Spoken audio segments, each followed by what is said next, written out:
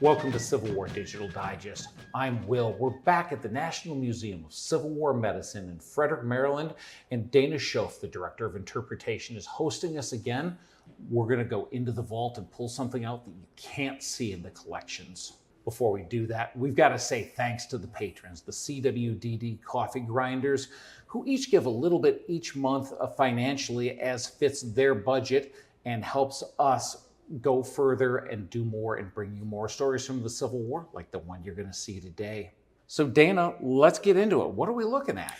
This is an amputation kit, and of course, process of amputation or cutting off limbs has become almost synonymous with Civil War medicine. And why is that? Actually, mythology surrounding the process, it is so horrible to us to think of a limb being sawn off by a saw in a tent on a field hospital, and so many soldiers write about graphic depictions of piles of amputated limbs and the moaning and the disturbing things that you would see around field hospitals, particularly after a major battle.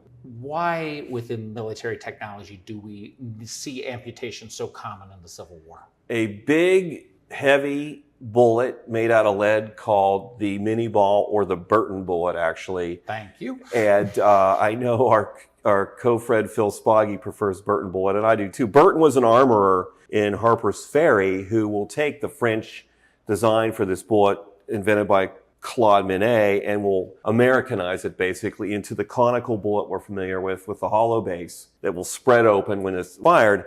That weighs about an ounce. It's a big, heavy piece of lead moving at slow speed. So when it hits a bone or muscle tissue, it's not going to glance off. It's going to flatten out on impact and smash and destroy whatever it runs into. I like to say that if you were shot with a mini ball today, you might still have to suffer amputation because the damage could be so extensive it's not repairable.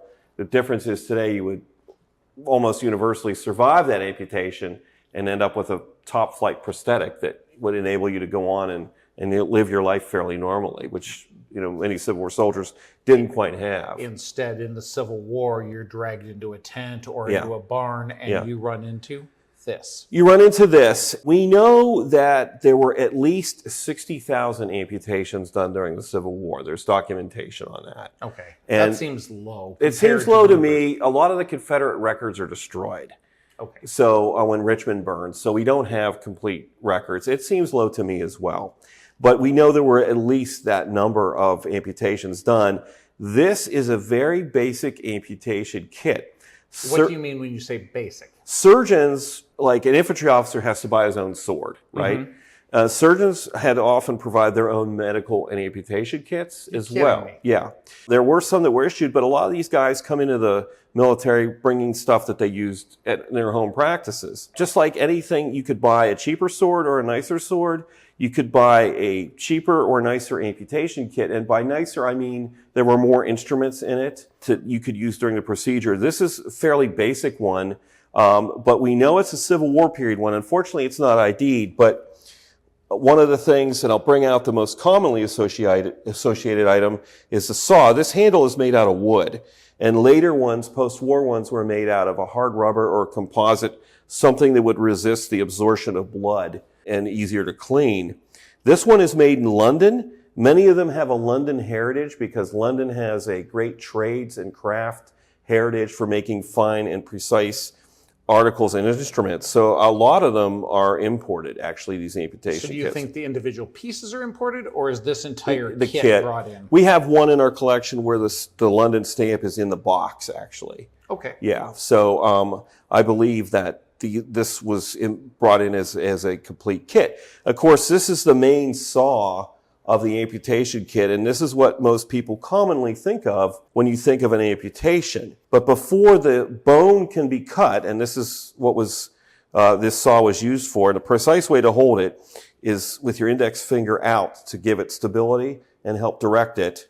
So technically the same as anybody who has good saw skills with woodworking. This is not much different from a carpenter's back saw. Okay. It has this back spine, there's strength in it. This is steel, some are brass.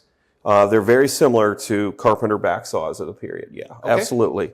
And used fairly the same way.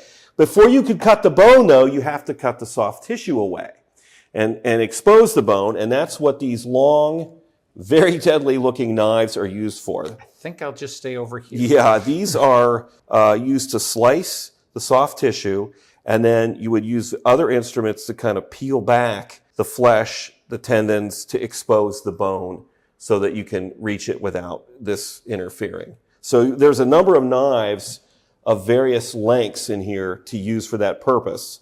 You know, you would need longer knives for larger positions. This is actually, this is a scalpel. This is for incisions and cutting more than, these are the knives for cutting the flesh. And what's the cloth? This is a tourniquet. Okay. Yeah, that's a tourniquet that would be used to... same as today. Same as today. Tourniquets have a very, I didn't know this, a controversial medical history because they were used, and then some people felt that they actually cut off so much blood that it caused people to lose the limbs. And the modern military took tourniquets out of their medical kits for a while in recent history.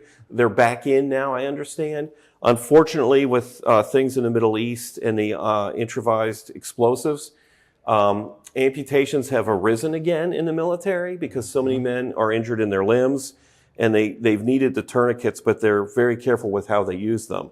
And in here, we just discovered before we went on camera, thanks to Will's curiosity, this is a pack of pins, perhaps to pin, they're not suture needles, perhaps these were used to pin the cloth back during the procedure or something like that. Now, in the regulations, an amputation was to take 10 to 12 minutes, carefully done, and require 2 surgeons to agree that that was the proper procedure. And that's not doing the procedure, that is just literally to make the decision for the type of care. Yes, for the type of care. As you said, Will, but you feel like amputations could take 4 minutes. As we all know, the regulations can go by the wayside when you have these extreme casualty events. These surgeons are overwhelmed with men with shattered limbs, and things probably do go more quickly than they should have. We do know that anesthesia was used, heavily used. The myth that they had to bite that bullet during this procedure is not correct. Ether and chloroform were fairly common in both the Union and Confederate armies, and it didn't take much to put someone at least in a dreamlike state. They would do these procedures under anesthesia, and it only makes common sense because if someone is thrashing around, you can't complete the procedure. So the other item in here I'd like to show is this one really gets me, these clippers. I don't know if you can see these clippers. They're almost like a nail clipper, and the larger kits had more than one size of these. This is for clipping the raw edge of the bone or to even out edges of shattered bone that you need to clean up, because when you fold the skin back over the end of the amputation, the cut, you don't want that ragged bone to cut the skin. Well, it's technology, that's for sure, but it's technology that profoundly affects humanity, whether to the negative of losing the limb, right, or to the positive of saving a life. Well, and then one other anecdote about amputations, one of my favorite ones actually, there's a woman named Cornelia Hancock. She's a Union nurse. She sneaks away from her Quaker community in New Jersey. She's 24 years old to become a nurse with the Army of the Potomac in the Second Corps. She stays with the Second Corps from Gettysburg throughout the war. Cornelia is in the winter camp at Brandy Station, 64, 65, and she writes that a skirmish had taken place.